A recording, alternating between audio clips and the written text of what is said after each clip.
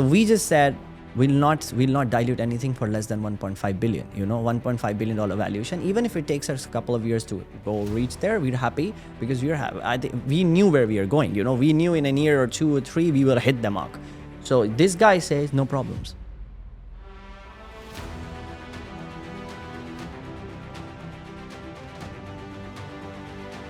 Welcome to the CEO DNA podcast. Here it's all about, getting out the knowledge to get better CEOs, better founders, and better entrepreneurs. Because at the end of the day, I think these are the people who build meaningful and sustainable businesses. And today I have somebody who really already built many of those businesses, and I'm super excited to talk to him.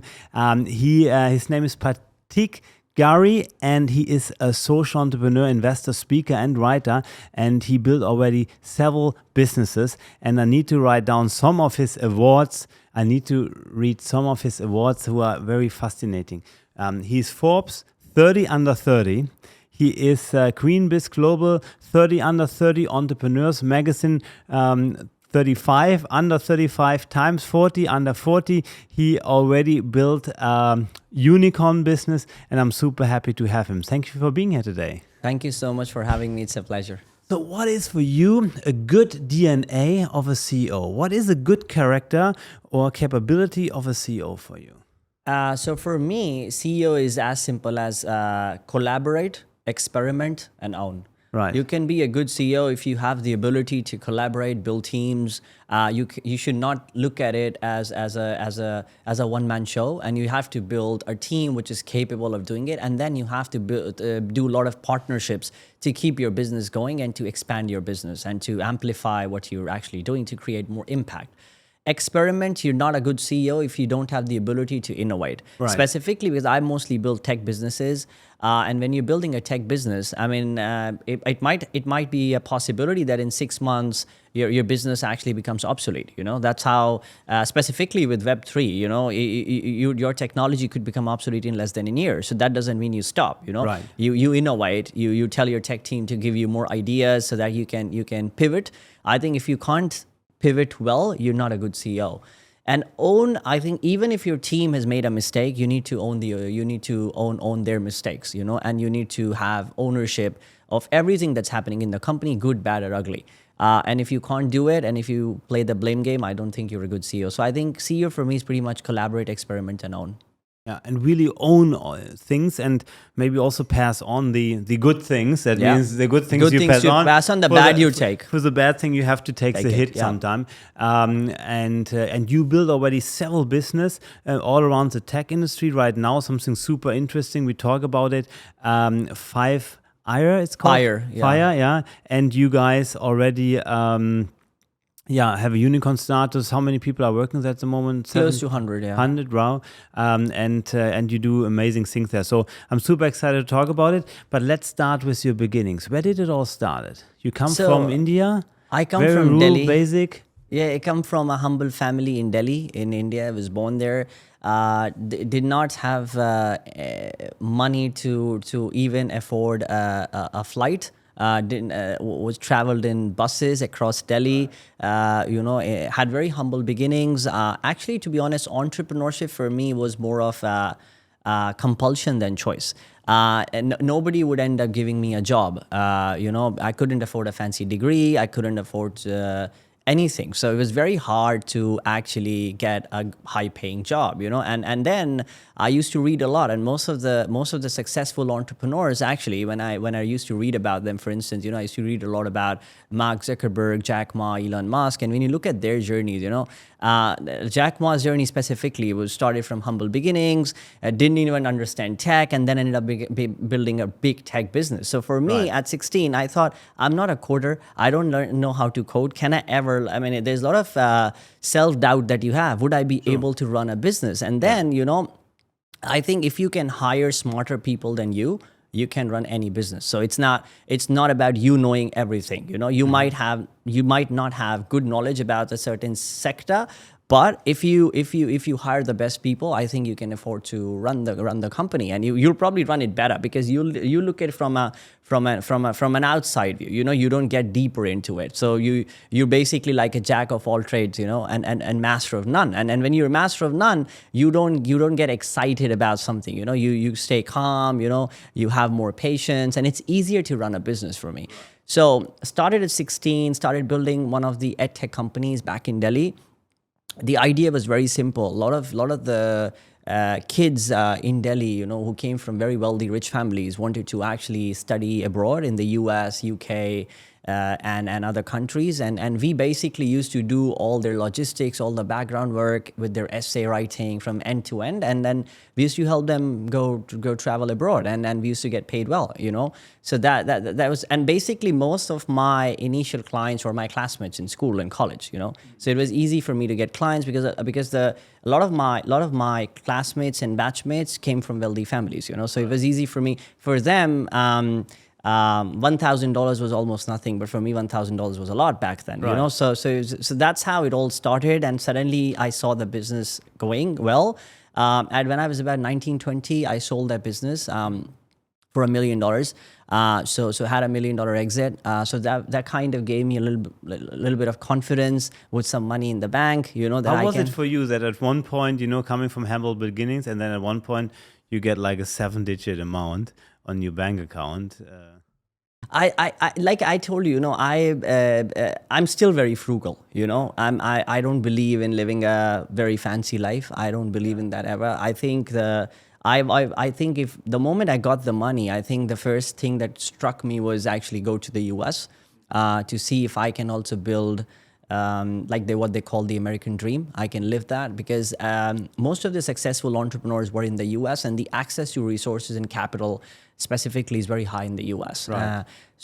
And I think now we are living in the era where we will soon be talking about the UAE or the Dubai dream. So that's why I moved to Dubai. But going back in time, back then US was the thing, you know. So I moved to New York to get access to more capital, spent a lot of my money that I made into invested most of it into my second business, which I didn't even know it's gonna do well or not. But I you know, it's in my blood. I love building new businesses, and I think I have good patience. So, you know, even if a business is not doing well for a year, 2 years, 3 years, I'm happy bootstrapping it, or I'm happy with it because because you know, it's also a little bit about ego. I think that if I put my hand in something, I need to make it succeed. Maybe the business model is not perfect, you know, maybe the team's not perfect. But I think if you have the ability to pivot, like I started initially, I think there's no business which can't succeed.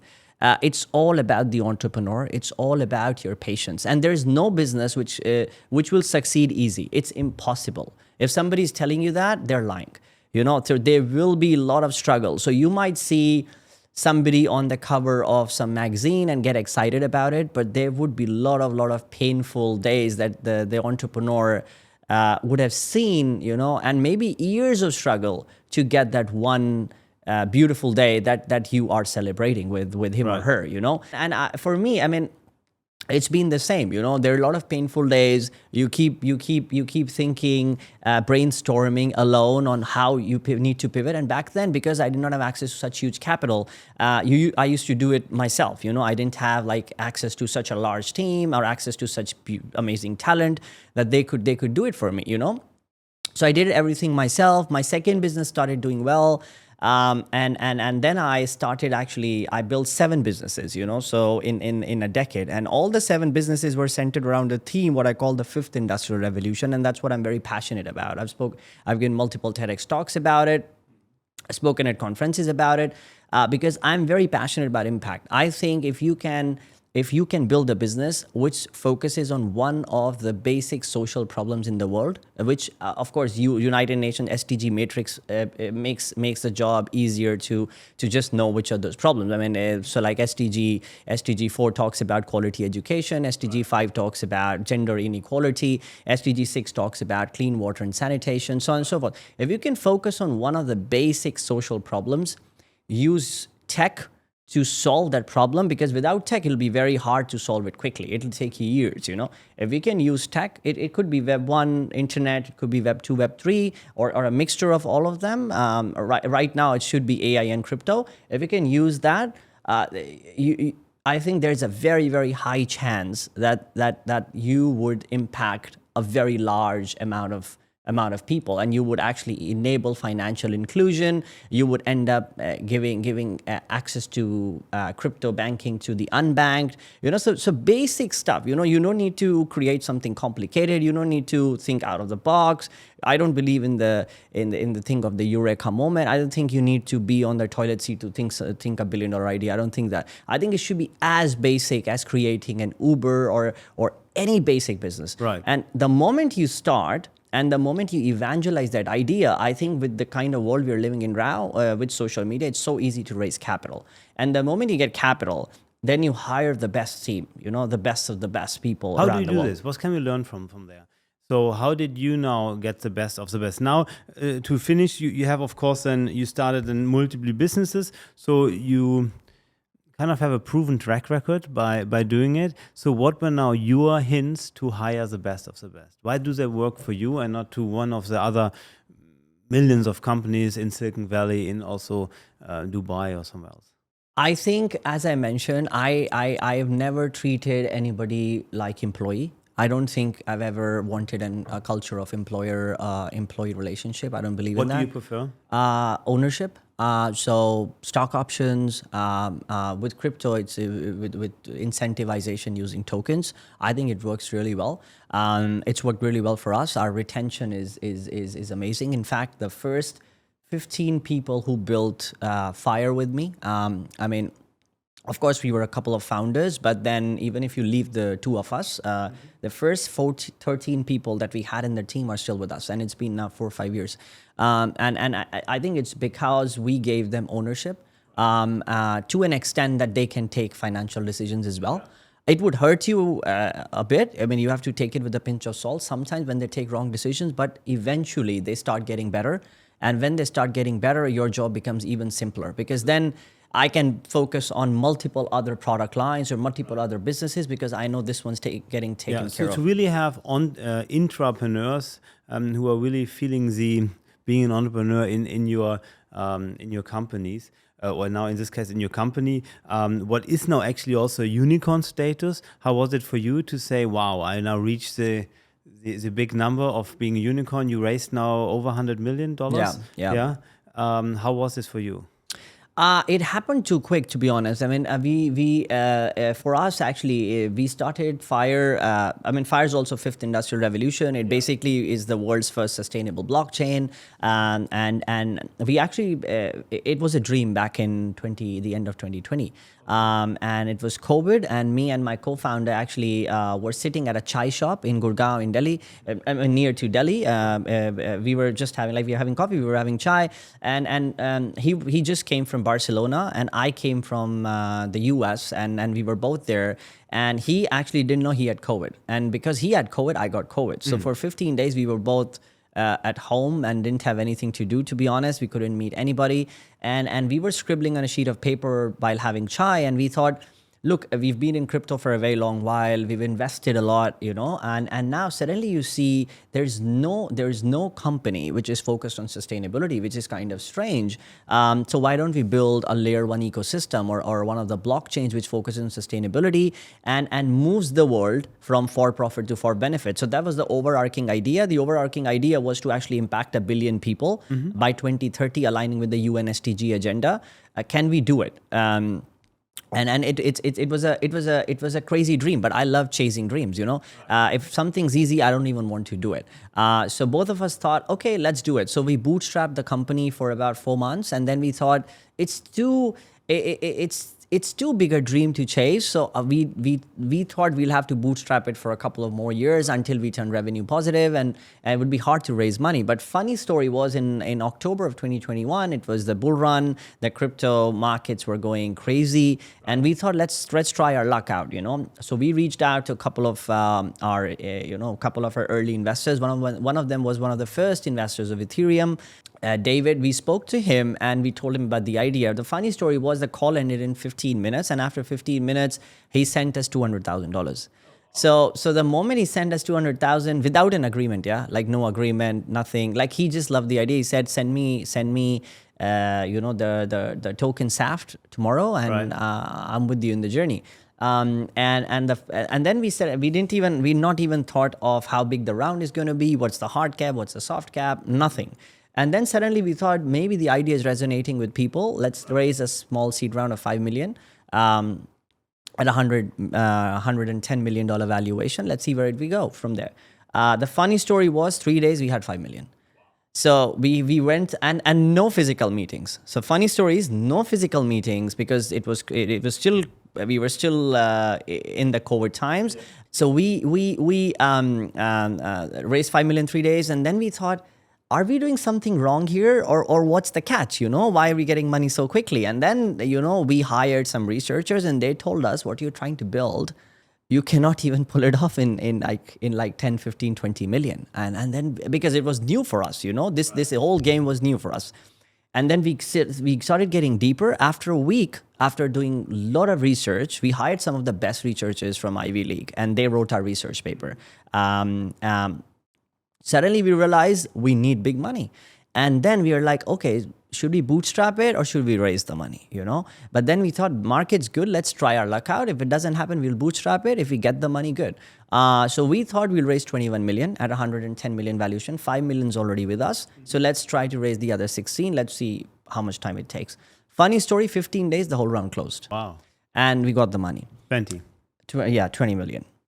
The more we got the money, we were, of course, a $100 million company, 20 million with us. Yeah. We've diluted about 20% of the supply of the tokens, and we are good to go. And then we went on a hiring spree. So we hired the best of the best. I think every country we hired some of the best folks who were working with some of the big companies. And then slowly, and initially, we built personal bonds with them, because we wanted to work with them as humans and less as an employer-employee relationship. I still talk to everyone every day on the call. I like it, even if it's just for how's your mom, how's your dad. There's no work conversations. But it was just like, because I had a large team in place. So all the KPI sheets were done by our departments, so all of that is fine. But, you need to have a personal touch to everyone. Especially because you have it fully remote, right? Fully remote. Yeah. No office, all virtual, all different parts of the world. And then we started building a team. We were suddenly a team of 100 in 3 months. So by Jan, Feb of 2022, we were a team of 100 and 100. And then it went on to become a team of 150 at one point. So then we didn't need any money, and we were doing. Suddenly, like in about 8 months of us building the chain, we were about to go live, and we had a lot of updates going out on social media. We, to be honest, did not even reach out to one investor. No, there were no talks about investments. The only talks were about adoption. Like, we want the technology to get adopted. We partnered with the Indian government. We trained more than 1 million kids for free. Because we wanted them to work for FIRE after one point in time, some of the best talent. So for us, it was an expense, but we knew it's worth it. So we worked with the Abu Dhabi University. We partnered with different governments all across the world. We did some policing contracts in the US, different parts of the world. B2B or B2B and B2C.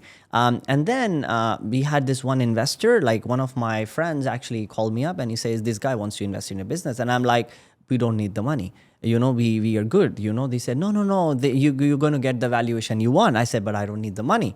And then we traveled to first Malaysia, then UK. So there was a bunch of meetings. To be honest, I traveled mostly because I wanted to meet other people as well. It wasn't just for him because we didn't need the money, to be honest.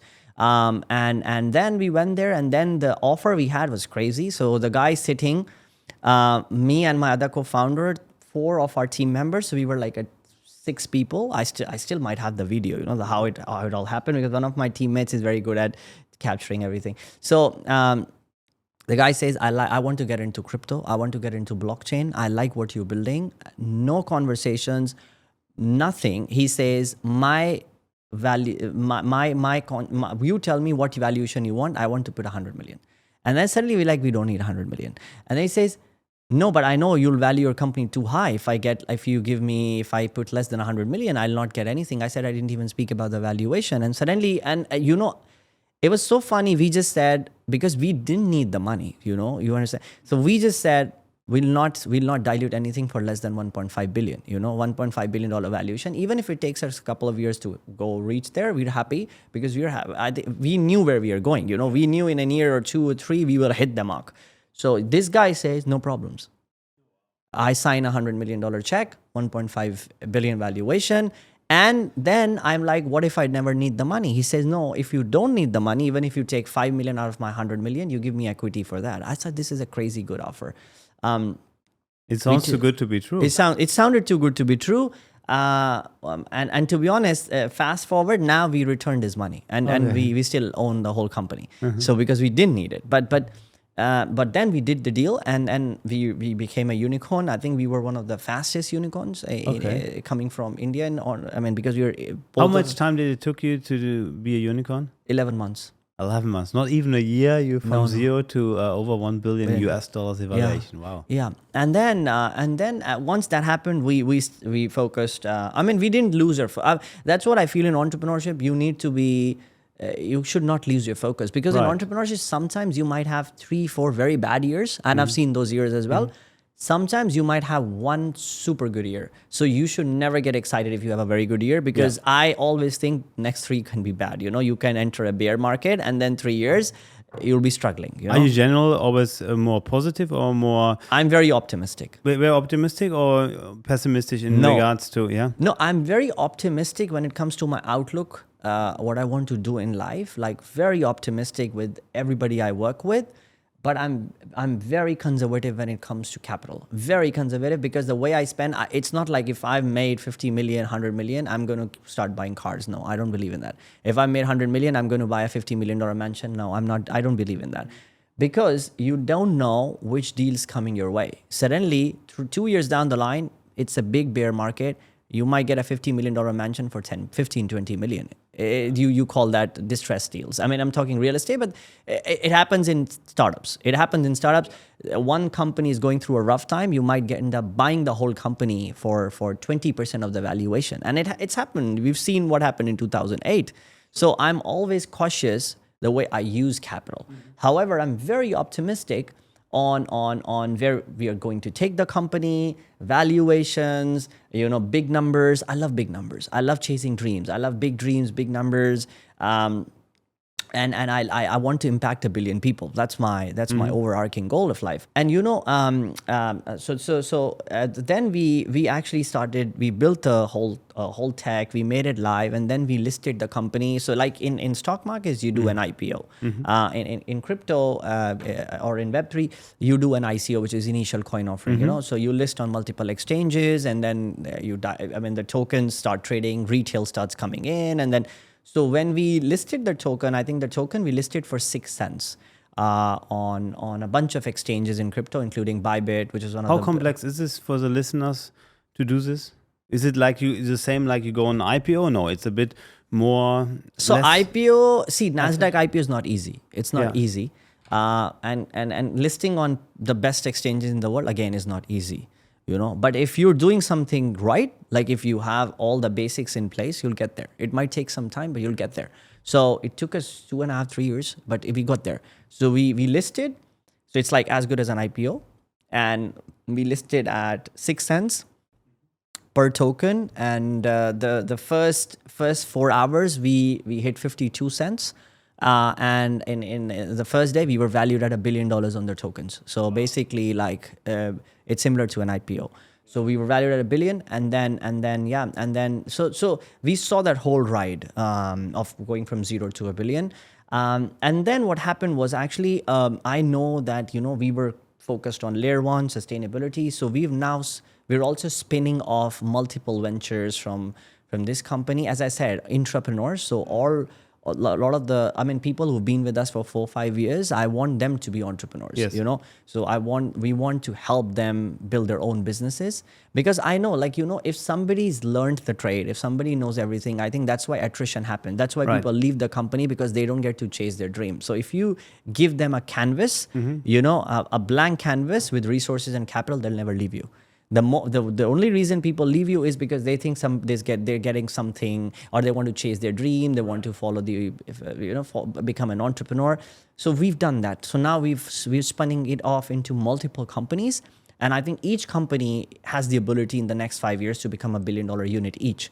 So But that's somehow how. they're all related, that the product portfolio, what you offer. Yeah. So it's is an somehow ecosystem. related. Yeah. It's an ecosystem. It could have, you know, so like internet, you know, think of it like this way. So if supposedly you own the internet, you know, supposedly you built the internet, and then you have an Uber, like one of your employees or one of your guys working with you built Uber, which uses the internet, or one of your guys built built Revolut, you know, Right. it was a big bank. So they use the internet. So Right. imagine you also own the internet, but you've spun off multiple entities which uses the internet. So with us, the thing is, because we built a layer 1 blockchain, the applications to be built on that, we told everybody, keep building, you know. But at the end, it also brings, of course, value for you. It brings value to because the you holding have company. The base layer. Yeah. It brings value to the holding company, and individually, every unit becomes $1 billion each. So imagine you have 10 units,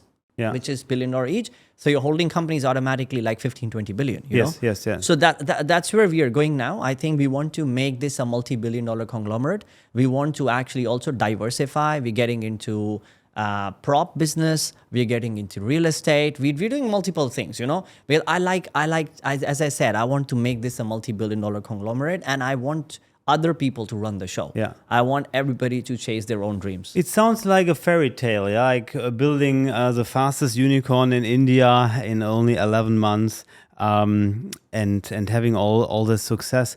But what has been on this ride where you said, oh, this time I don't want to miss again? It was such a disappointment, or it was such a learning for you. And what can we learn from that? Was there something where you said, wow, this was really, because it sounds like a fairy tale now, but I'm sure there's something where, it wasn't so.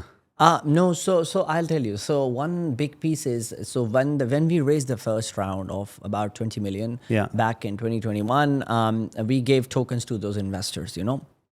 They diluted, or sorry, they ended up, so it's like you invest in a company which Right. is pre-IPO, and you only get to exit if there's another round or Right. there's an IPO, right? So in crypto, the thing is, because there's a fear and greed index, if you look at it, you know, and people want quick money in crypto, which I don't look at crypto like that. And I think that's probably, if you don't look at crypto like that, you'll be successful. If you look at it like that, you'll most probably lose money. That's the way the mind works. So a lot of those people who invested, you know, they want, and then some of them were venture capital funds, some of them were large VCs, some of them were pool groups, and some of them were initially angel investors. Yeah. So some of them wanted to, when we hit a 3-year bear market, the access to capital was very low in 2022 and 2023, and 2024 the access to capital went high when specifically after Trump took office, and after that it's been a roller coaster for crypto. But before that, we saw a lull period for a couple of years, and a little more than 2 years actually. So in that period, a lot of our investors actually were writing emails to us that we want you to list the token immediately. To an extent that we even got death threats, you know, Wow. From some of the people, because they said we've invested our life savings with you, you know, and we want you to list the token so that we can cash it out. I think in that moment, it all, as I mentioned, that was a moment when we thought within ourselves, we regrouped as a team, and we decided we're not going to listen to anyone. It's our dream.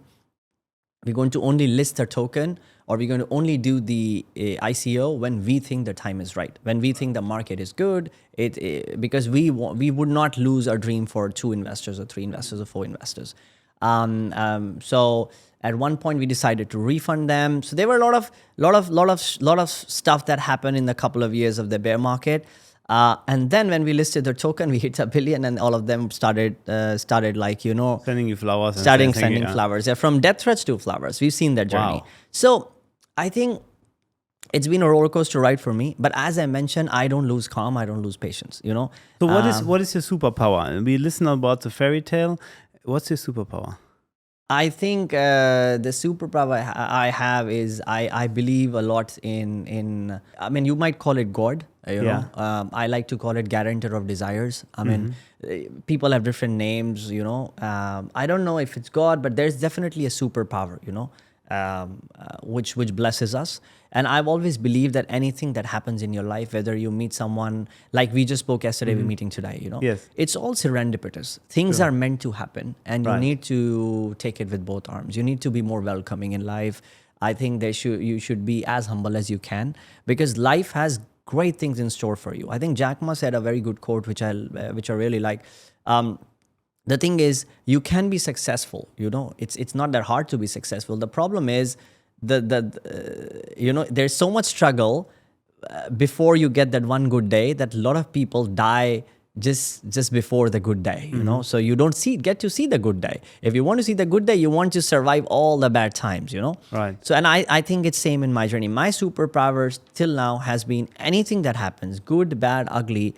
I never get excited, or I never get sad or disheartened. I know this was meant to happen. Let's keep it going. For me, karma is a big deal, So you Right. keep working, and one day you will be rewarded. So It's you simple. really take it as it is and say, this is Yeah. meant to be. This is Since meant to when be. do you have this? Because I think this is also something what maybe sounds to one or another listener a bit crazy. But I think when I often talk to very successful entrepreneurs, at one point they reach this understanding. That For me, it's it's- primarily because of it's my subjective opinion, which has Right. been built because of my own personal journey. Yeah. I mean, at one point, having a coffee at Starbucks was a luxury. At 16, there was the first Starbucks opened its first store in Delhi, and it was I think $2 or $1.50, and I couldn't afford it. $1.50 coffee was very luxury, because in India you can get a coffee for 1 cent. So it was impossible for me to even have coffee at Starbucks. From there to where I am, and even where I was at 24, now I'm 34, but for me, it was a fairy tale. So my life, pretty much, I believe what it was meant to happen. But it doesn't mean I'm not going to work hard, because, you only get rewarded if you work very hard. So I've been working 20 hours a day since I was 16, and I haven't stopped one day. There's been no Sunday in my life. There's been no Saturday. I don't believe in this concept of a work-life balance. I think for me, work is life. I love it, So it's like, if you love playing cricket, if you love playing football, you wouldn't call it work. So for me, what you might call work is not work. I work because I love it. It's not like because so funny thing is, people say work and life. The way I've always looked at it, this is life, because I love it. Like Right. I'm talking to you, I love it. For me, this is as good as playing football for somebody else, or Yeah. playing guitar, Do you still have other hobbies or no? I do. I mean, I love traveling. I love reading books. Every day I make sure I read 2 hours a day.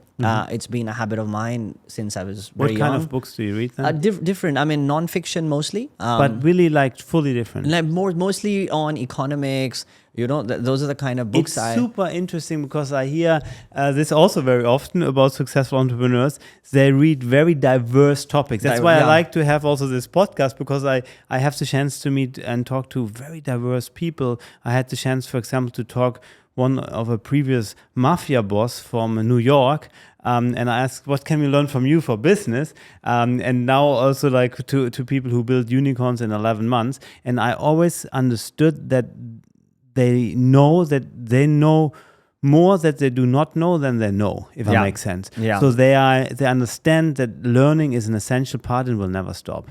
Yeah, I mean, for me, the day you stop learning, you die. That's how I believe. I mean, I mean, look, most of the businesses that you see I've built, are not even taught in schools. Blockchain, no school or college or university teaches you blockchain. And I've built businesses in blockchain. No school, college, university teaches you about sustainability. I don't think there's a course that exists, which teaches you around the UN, build a business around But UN. how do you get then the knowledge about blockchain, about sustainability? Reading. That you know just by reading. So a couple of things. But there are not too many books about it as well. No, yeah, but I think with YouTube it's so easy. I mean, okay, now reading is not just books. Right. Reading is also Research on internet. Watching on YouTube. Instagram. For me, Instagram, YouTube, LinkedIn, Twitter, they're all tools for learning. Right. That's how I look at it. They're all tools for learning and peer-to-peer exchange. Simple. I've met some of my very good friends now on LinkedIn and Instagram. And it's funny how we met. Like, I never knew I'm going to become friends with them, but it's just because of common interests we met, and then we became good friends. So I think it's all a part of learning, So learning, with blockchain, I didn't know anything till 2017. You'll be surprised, I invoiced I was running a consulting company. One of my companies was a consulting company, and I invoiced him. And he said, I'm bankrupt, I can't pay you. It was a small $100,000 bill. And he said, bro, I cannot pay you right now. I need a year to pay you the money. I said, no problems. No problem with that. But what's the guarantee? Maybe after 1 year, you would vanish, something like this. He said, no, I have Bitcoin. Back in 2017. And I said, okay, no problem. He gave me Bitcoin, and it's crazy. That's how I got into it. It's kind of funny. Now, that's also peer-to-peer. He told me, because he owed me something, he told me, bro, I'll teach you what is Bitcoin. And also destiny, right? Also because destiny. How interesting is that you say, okay, it's meant to be. You walk and you take the That's Bitcoin. what I'm saying. It's meant to be. Yeah. I made some investments I've invested in more than 100 companies. And when I invest, the funny story is I have never invested looking at Excel sheets. Never, ever. I'll just meet the entrepreneur. I see a spark. I see my younger self in him or her. I'll go in. Nice. Simple. There's also a story about somebody in Silicon Valley who I think bought a pizza sometime back for 23 Bitcoin same. or something. Yeah, same. My other co-founder story is same. He actually bought, back in 2014, he was, I think, in Barcelona. He bought a pizza for a Bitcoin. Oh, wow, yeah. So he's been in the space longer than me. But and the way, for me, everything that I've done till now has been because I met the best, crazy, amazing, talented people in my life. So I think one thing what we definitely learn, and all the listeners, is to really be open-minded for that. Open-minded, read a lot, meet people a lot, and meet with an open mind. Nice. And whenever you meet someone, never think what I'm going to get out of it. Always say whenever I meet someone, the first question that comes to my mind, and this one actually, one of my mentors is the ex-founder of Booking.com, Jeff Hoffman. So he basically was the founder of Priceline Group. They sold the company, I think, for more than 10 billion, I guess. I don't know the numbers, but it's a crazy numbers. How did you met him? Starbucks. Okay. Really? US. Yeah. Oh, US. wow. Starbucks. So was it in Silicon Valley or some special Starbucks? No, New York. Normal wow. Starbucks. Wow. Normal Starbucks. I'm telling you. I should go more often to Starbucks. Yeah, and I didn't even know. He's who. Right. For me, I would treat, if you're a billionaire, I would Yeah. treat you the same as I would treat a guy cleaning something on the street. I like that, yeah. Because I'll tell you something, you never know where time is going to take you. I have seen people who were broke. I've seen them turn into billionaires in less than 2-3 years. Of course, with Bitcoin and crypto, it was easy, but with other industries as well. I've seen from my own eyes, I'm a live example. I've seen so many, so you should never think, what can he give me today? I love building a network because I don't know where I'm going to be in 10 years, and maybe the other person and I collaborate after 10 years. We start a company together after 10 years. You never know. Absolutely. So, but meet them. True. So tell us a little bit about the fifth industrial revolution. So fifth industrial revolution is actually a concept that I started stewarding more than a decade back, I guess. So because I came from a humble family, when I grew up, I always used to see people dividing businesses into 2 points. One was, let's focus on profit. Let's just make a lot of money, give a lot of dividends to shareholders, make investors a lot of money, pure capitalist mindset. The second was, we made a lot of money, now let's give back. So philanthropy, Bill and Melinda Gates Foundation, Ford Foundation, blah, blah, blah, blah. I personally feel there's a middle path which I would want to take, because growing up, I saw people not having access to resources and capital. So I definitely want to give back. However, I was not born with a silver spoon. I didn't have the money. So I cannot do the philanthropy part.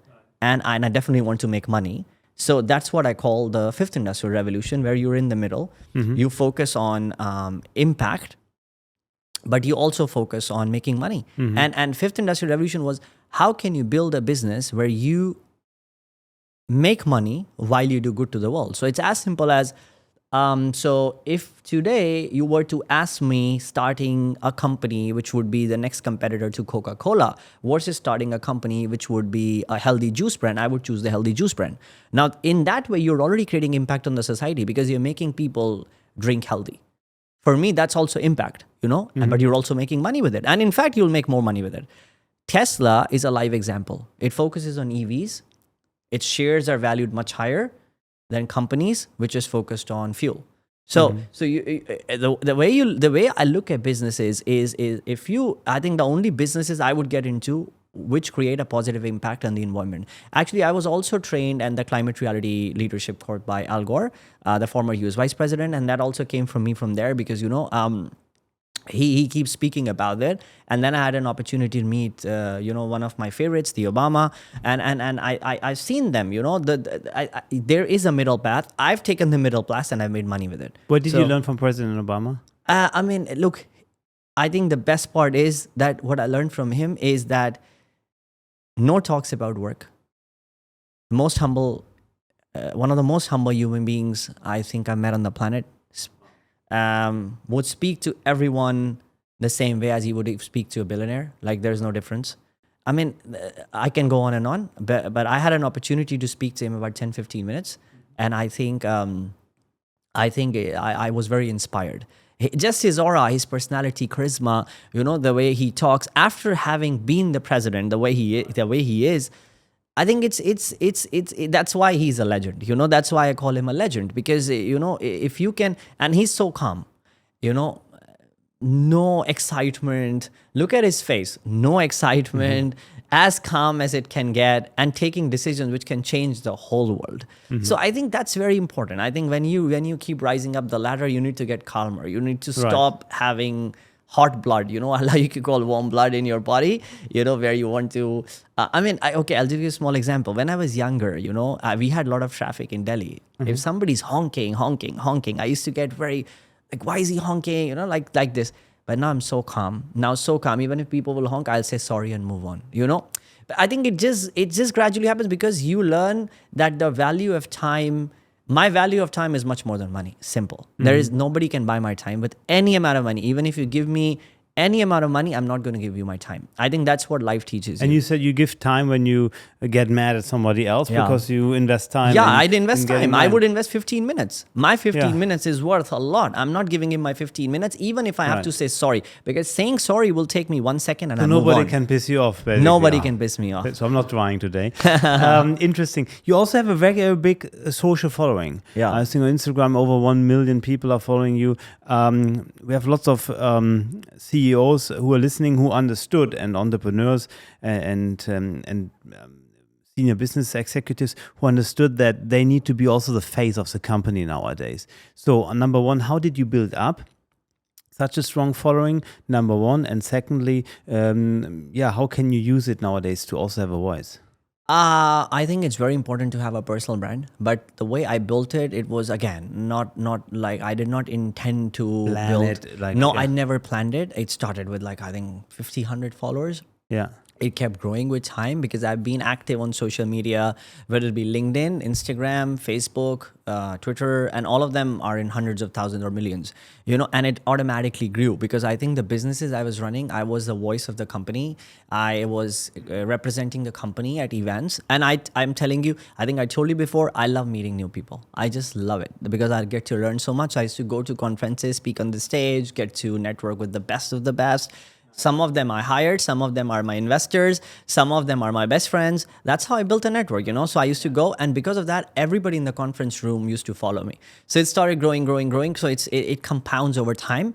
If you get 100 followers, the 100 will tell 100 more, 100 more, 100 more. And I started posting content on educating people about what I do, how I live my life, how you can live humble, blah, blah, blah. I love posting content, just sharing what I'm doing. And I also want to inspire other people to believe that it's not impossible.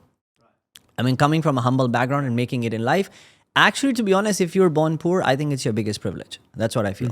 And that's your biggest privilege because you can't go below from there.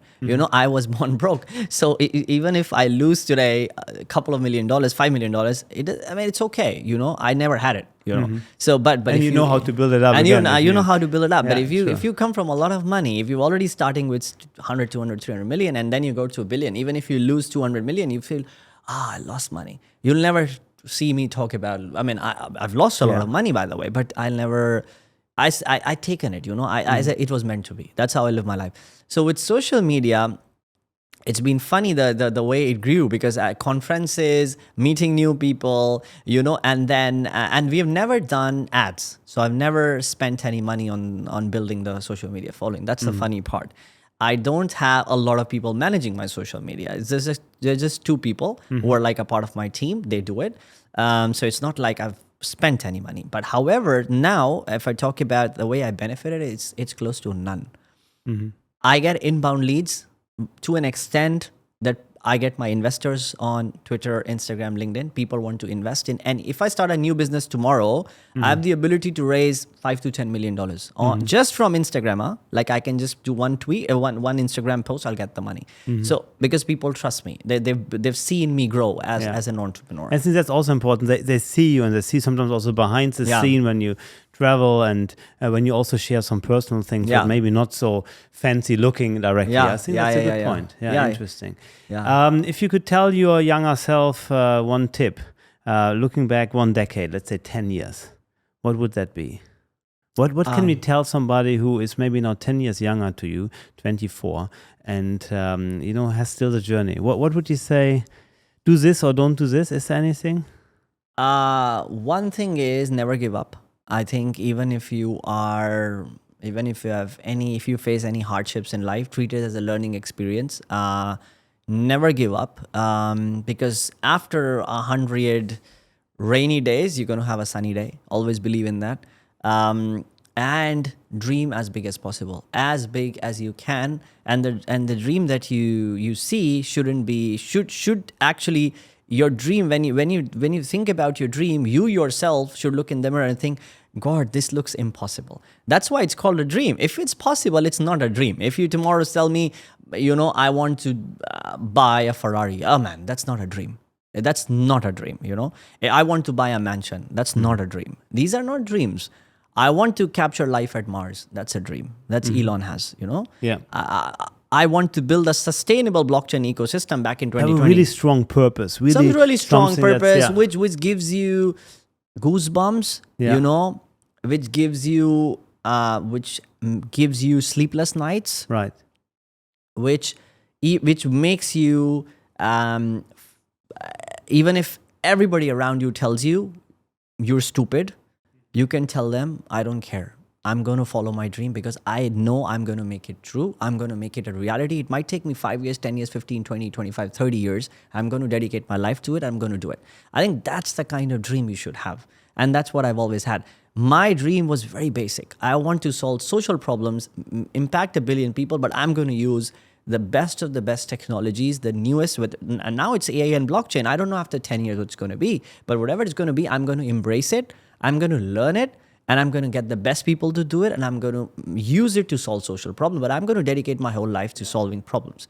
So I think that should be your dream. I think that's a very interesting learning, to understand that on the one hand, of course, to never give up, to have the stubbornness and the willingness to go through whatever is needed and believe in your dream. On the other hand, also to understand, and I think that many people also still struggle with that, what is my main passion, my purpose in life, and so on. Because, sometimes it's also not strong enough to maybe go through all the rainy days, I would say, right? Yeah. So that's also, I think it's important to sometimes align and sit down and really think about, is this really now for me? And And so if that's the case, then I can understand that you have the stubbornness. Otherwise, I think it's quite difficult for people. Yeah. Looking now a little bit also ahead, how will AI change our life? Because you also, as a tech entrepreneur, same like me, we are very much involved. I just come back from Silicon Valley to talk with some of the most famous AI researcher. How do you see the future now?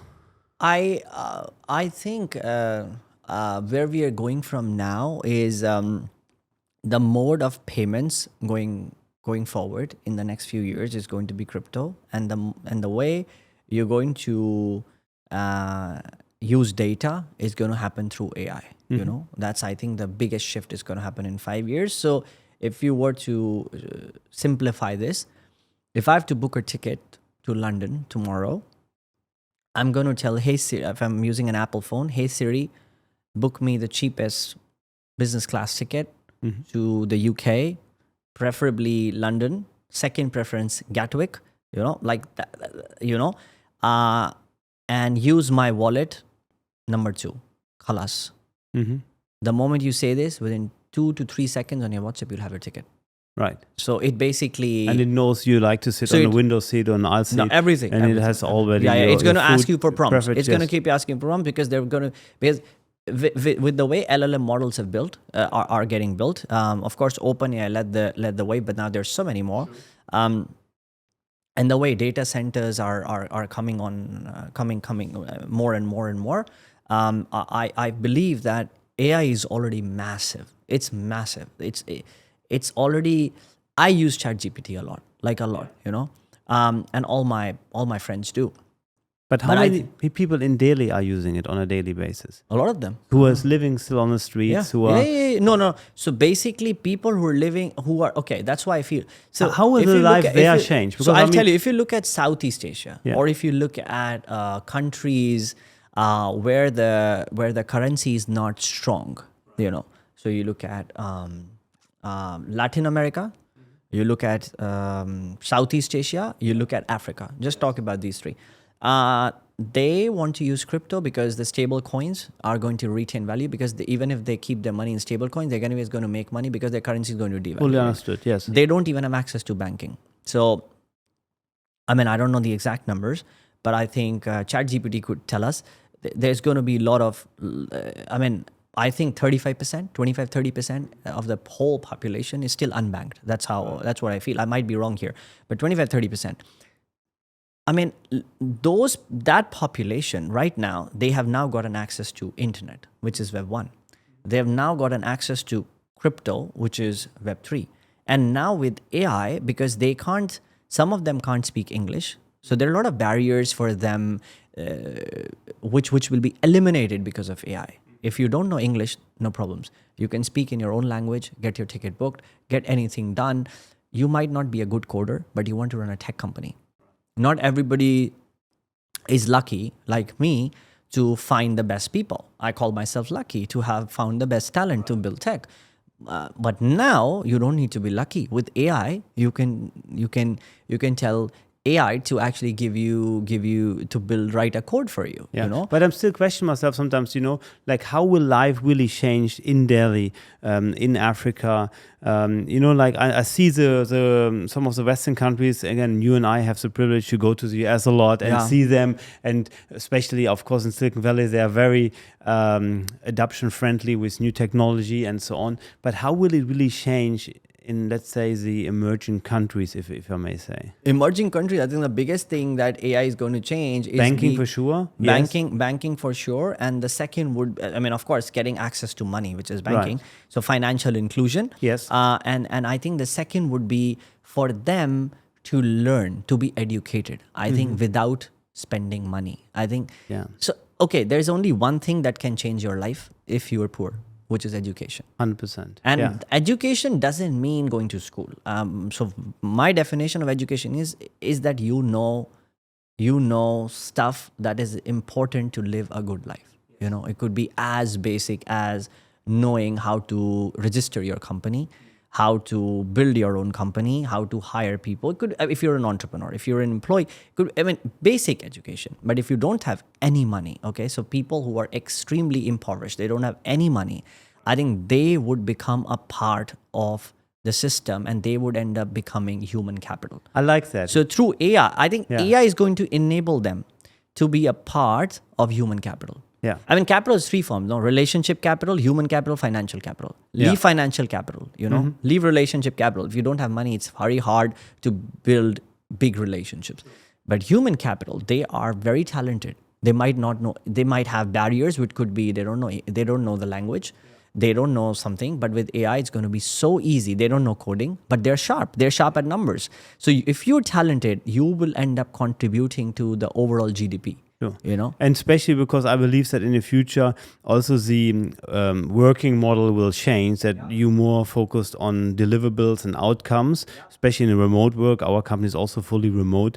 We have now a little bit hybrid, but I believe in remote work and that you get more paid on outcomes instead of 9 to 5. 9 to 5, yes. Hours. Nobody wants to work 9 to 5, Nobody wants to work. And the second thing what I think is interesting that we then soon have, and I think that's a very good thing, all access to the same tools. So we talk about the billionaire has an iPhone, and also somebody hopefully living on the street somewhere also has an iPhone. So the technology, and when I was sitting in Silicon Valley with a couple of guys who also built now unicorns, and I thought it's funny, look, we all have the same phones, we all have... because if with AI, their access to resources are the same. Yeah. That's what see, technology, what it does is it's eliminating the gap between poor and the rich. And I think that will be the biggest shift. That's the biggest shift. People might not see at this moment of time, but that will be a shift. That we do have access to the same knowledge. Knowledge is power. Knowledge is, change. Yeah. And also access to the same technology, because again, nowadays a phone can, I think that's the technology, more than the technology that was with the rocket that went to the moon one day. So it's interesting. Nice. Cool.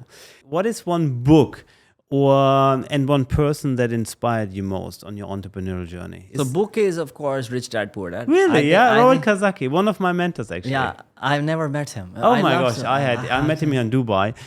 He had meetings afterwards, and then he said, Michael, I cancel my next meeting. This talk is so interesting. Because I was teaching... Did you do his podcast?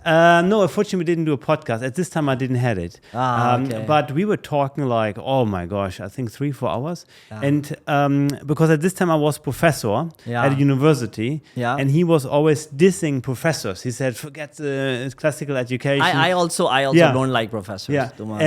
But he said, Michael, you're so different, because I came from the practical world. I come from a very humble family. Had my first business just to make money and to have that. So it was quite interesting. Okay. And so I think the book is Rich Dad Poor Dad. I've met Jack Ma. I've met Elon. I've met a lot of people. So what did you learn from Elon and Jack Ma when you met them in person?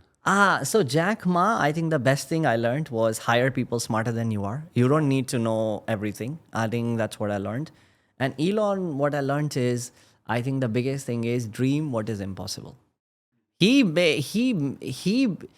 dreams what people can't even think. I mean, his dreams are next level, like it's very hard to even think of the dreams he has, He started the Boring Company, I think 15 years back when people, it was impossible to think of something like that, and they really called you crazy to do this, yes. And then, by the way, he had this whole thing where he went bankrupt, Like it was not easy for him to, all his companies were not doing well at one point in time, and then he made them, so he's seen the rainy days, So today it's very easy to say he will become a trillionaire, all that, but he's seen years of rainy days, And the same with Jack Ma, by the way. Same with the NVIDIA guy, Then Singh. Nobody know who he was till for the longest, and then suddenly you see NVIDIA on the map. But look, to make NVIDIA come on the map, he spent like all his life. And one of my friends met him. I haven't met him, and he told him that I wouldn't recommend anybody to become an entrepreneur because it's so hard. It's so hard. So it's very easy to see the glamour. True, I mean, but I've never seen. I don't treat entrepreneurship as glamour. I'm happy being just an entrepreneur and making my dreams come true. Yeah. You know, No, think but that- I have to say the same. I mentioned to you that I had the chance to meet Mark Zuckerberg now, and I'm shocked also how humble they are. Yes, they still run around with a T-shirt, and he had this called Raven glasses on, Yeah. what record you. I said, are we now recorded or not? And it's they're very just, they like those techie things, so they really still, I think, in a way, very down to earth. Yes, they do have planes and boats. You But, know, I'll yeah. tell you something. What I've learned in life, you know, I think people who make millions might show off, but when you start playing in billions, you never show off. Yeah, that's true. I think because Yeah. then for you, money is a number. You know? And also, like again, they still run it with passion. You know, Yeah. I mean, Yeah, because for them, Jeff Bezos still works every day. Mark Yeah, but Zuckerberg you need still to works every understand, day. like, you know, Yeah. there's a limited amount of money that you can spend. True. You cannot spend more than that, you know. And then after that, it's all passion. It's all passion, right? So most of the people I meet who are very wealthy, I think they're mostly humble because they know that they've already made enough, you know. Now they're only following their dream and passion. So I think yeah. And if you ask me one person who inspires me, well, there's so many actually. It's very hard to name one, but Jeff Hoffman is one of them, the founder of Booking.com. He's very close to me. He's still a mentor. He's 67. He still mentors me. I mean, and the funny story is the ex-director of UC Berkeley, Richard Swart. So he's very close to me, and I mentor his daughter. So it's a whole circle, you know. Nice, So he yeah. helped me. I help his daughter. I think and- it's very important to take, but especially to give back as to well, give back. right? Yeah. He helped me a lot in some of my companies. Like he introduced me to some of the Nice. billionaires when we were raising around and all that. And then, I mean, there's so many, to be honest. I can go on and on. I'm lucky to be surrounded by really, really nice, good people, you know. I think that's my biggest asset. I would call it relationship capital, you know. Yeah, and I think, yeah, of course, you like to do it. What are now for people who don't like to do it so much? Yeah. Because I know also very good entrepreneurs, but they're all introverts. Mark Zuckerberg is actually one of them. You see, he actually, as soon as the camera's off, he's like different. Very happy. Yeah, exactly. He's actually very happy. Exactly. He's like different. And it's like we're talking now without any recording, right? So he'll be more happy. He will be more happy. But I think you like to be. I like to be. You don't yeah. mind that. No, I don't Yeah. mind. I don't mind. Yeah. No, But- because I think that's one of the big reasons that's made me successful, being out there. Because because my success is highly revolving around the relationship capital I built and not on financial capital. I don't care about the money. It's relationships. So these relationships have amplified over time because of me being out there. You know, when yesterday I was speaking at Crypto Expo and I met the ex-head of Bybit. And now I'm actually going to meet him. Now he's coming to my house. Oh, nice. And we Lovely. are planning in the next startup, which I told you, we just completed a $10 million fundraise at 100 million valuation. And he wants to be a part, like he wants to be like in the founding team. You know what I mean? So imagine I met somebody yesterday who I might do business with today. And if I didn't go for the conference, I wouldn't have met him. So it's like basically, you know, I think it helps me a lot. I think branding's really helped me. Nice. And of course, also be open in this world to accept this as well. I think too often we think, should I do it, should I not do it? Sometimes you only know it if you also try and meet the people and see how it is. I think very important. Yeah, so how do you see the future now of yourself and your company? What do we hear from you in the future? You will see us diversifying into different businesses. I think Right. that's number one. You will see a lot of entrepreneurship within the ecosystem. I think that's the second. Number three, the overarching goal still stays the same, to impact 1 billion people. So everything we do has to have a social impact element to it. Otherwise, I don't get into it. I could be as good as building a healthy juice brand. You know, I'm happy with it. But also you would maybe impact 1 billion people, or Yeah. you build Coca-Cola too. Yeah. Called Pepsi. Yeah. Yeah. So, I mean, so you will see us diversifying a lot. And I think now we are also getting deeper and deeper into AI and crypto. I think that's the two biggest technologies. We are working something massive on AI. We've already built it. I think we were working on it for the last couple of years. It's an in-house project. You'll see it coming out soon. It's in stealth. We bootstrapped for a couple of years, and now we are very close to closing our first funding round at $100 million valuation. So again, it's going to be a Fire 2.0, repeat of Fire, because we believe we can take that pretty clearly to 10 billion. So I think the goal is to actually create $100 billion conglomerate by impacting 1 billion people. That's the overall goal. And then I should not be the one running the whole show. I want other people to actually build. I'm now 34, and most of the team that we have. We have people from 20 to 55. So Right. it's from different age groups. I think that's also important because you learn from others. True. But now we have hired a lot of young people in their 20s to take over because we are already preparing the next downline. Now Nice. we know since once we take board seats, they're going to take over. So there's a lot going behind the scenes, which will keep unfolding in the next 5 years. I think AI and crypto becoming a big part of our lives in the next 5 years, and we want to be a part of the revolution. So that's the goal. No, super interesting. Thank you so much for the talk. Very interesting. Thank you. Thank you so much for having me. Thank you. Before you go, a quick note to all the entrepreneurial listeners out there. If you're looking for a reliable and efficient way to scale your online business and payments, I highly recommend checking out Kloep.com. It's designed to streamline your processes from payment processing to customer management, all in one platform.